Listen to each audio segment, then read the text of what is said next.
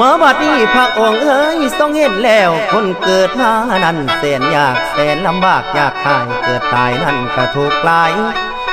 เฮาพากันเวียนว่ายในโลกสงสารคนเอ๋ยกรรมบันดาลพาไปเกิดแก่ตายบ่มีเว้นให้เห็นธรรมพระองค์เจ้าเพิ่นหาทางไงเฮาให้เห็นแจ้งแสงสว่างวางสมบัติละไว้เวียงฟ้ากะบ่สนโพธิสัตว์ผ่านพ้น29 พรรษาพ่อแม่เอ๋ยเลยได้ลาเวียงวังพ่อแม่ต้นลูกเมียพร้อมยอมอดทนทำใจไว้พ่อแม่นั้นเสียใจห้องไห้นั่นคือวางโอ้ยสิได้เป็นพระราชาจักรพรรดิว่าไว้ใส่เจ้าบ่อยากเป็นลูกคำเอ๋ยเห็นพิมพ์พาสายาเจ้าอีกทั้งลาหุ่นเขาลูกเจ้าก็ยังอ่อนดอกคำเอ๋ยตัดอาวรจากเจ้าโอดทนไว้เพื่อพระธรรมทำใจไปทางหน้าลาพนังพิมพาถึงเวลาบ่ได้อยู่ดอกนางเอ๋ยอีกแล้วลูกพอนั้นสำคัญแต่ต้องไปโพธิสัตว์นั้นจังได้มุ่งสู่การบำเพ็ญแสวงหาดาบทผู้เพิ่นมีความหูสู่จนเฮียนว่าจบแล้วบ่มีแนวสิเฮียนต่อแต่บ่ทันแจ่มแจ้งแสงทำแค่ที่แสวง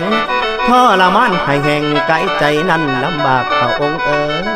อยากเห็นธรรมที่ว่าไว้แต่ใจนั้นหากบ่เห็นจนว่าเป็นไปได้ย้อนเปลี่ยนใหม่การบำเพ็ญจิตภาวนาเปลี่ยนภาวนาทั้งจิตเบิ่งใจตัวเองนั้นมาเป็นอันทำให้นั่นเกิดย้านทั้งจิตใจระลึกไปถึงชาติก่อนทั้งเกิดตายแต่ก่อน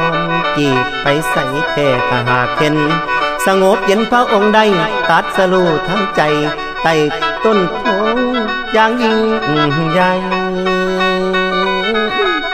ประกาศข้ามเป็นไปในพระธรรมมุ่งแจ้งโลกานั้นกะวันไว้เป็นวันพุธเพิ่นว่าไว้ในวันเพ็ญ15 ค่ำวิสาขาเลิศลำละกานั้นกะแม่นปีมีพระธรรมนำหน้าตัดสรู้ด้วยปัญญาหาผู้ใดบ่ที่หับทองพระองค์โอ้ยขอพระทัยหุ่งแก่งบังเกิดแล้วพุทธองค์ปราบมันทรงปราบพานทั้งหาปราบกิเลสตัณหาอวิชชาเพิ่นนั้นว่ามีปัญญาแก่การพานแล้วได้อยู่เย็นเห็นความจริงที่มีให้ทุกของคนทั้งหลายเหตุเป็นไปเรื่อย่างแน่มาดับใดแท้มันดับใดแท้คนทั้งนั้น8 ประการจิตเบิกบานน้ำให้ดับกิเลสในใจพระองค์นั้นดอกบอกกล่าวนั้นบอกกล่าวมาถึงข้าวสว่างแจ้งทางใจเจ้าหากเบิ่งเอาเมตตาธรรมนำเอาไว้พรหมวิหารในใจพุทธองค์ทรงสอนสั่งทั้งพระพรหมกะกล่าวเอาขอไว้ลาธนาว่ามือซุ้มสัตว์เสื้อในโลกนั้นมีหลายพระองค์เอ๋ยพระองค์เอ๋ยก่อนสิตายได้ฟังธรรมหากสิมีปัญญาแจ้งมีธุลีในตาน้อยอาจสิพอได้เห็นหงมุ่งตามทางพุทธเจ้าตามเข้าสู่นิพพานเป็นเหตุการณ์ในเฮาพระบรมมรรคอดทนสู้จนยิ่งใหญ่ทุกปานใดเพิ่นก็สู้สำเร็จได้เกือบแม้นตายเด้อใหญ่เด้อโอ้โอ้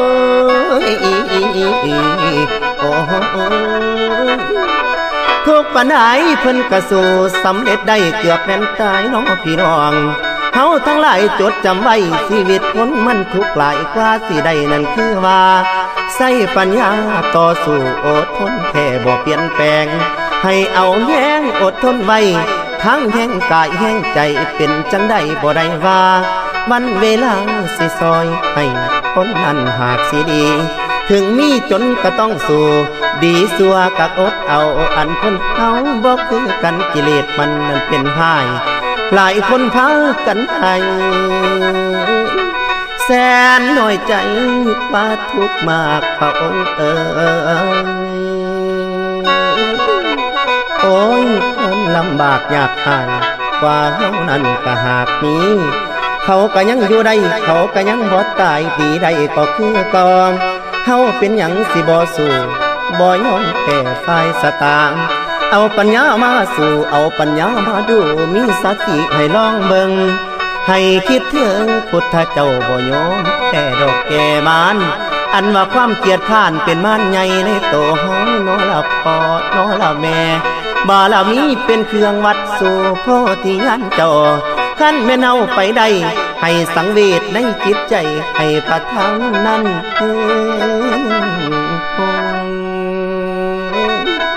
หากจิตใจให้หงแจ้งแสงธรรมนั้นสิส่องไปหากมีบุญไปทางหน้าไปพุทธคายาได้ปัญญาอย่างแนมให้เข้าถึงโนแกนแค่ต้นโพนั้นตาบเพ็ดยังบ่เป็นหยังบ่เห็นหน้าเห็นพุทธคายา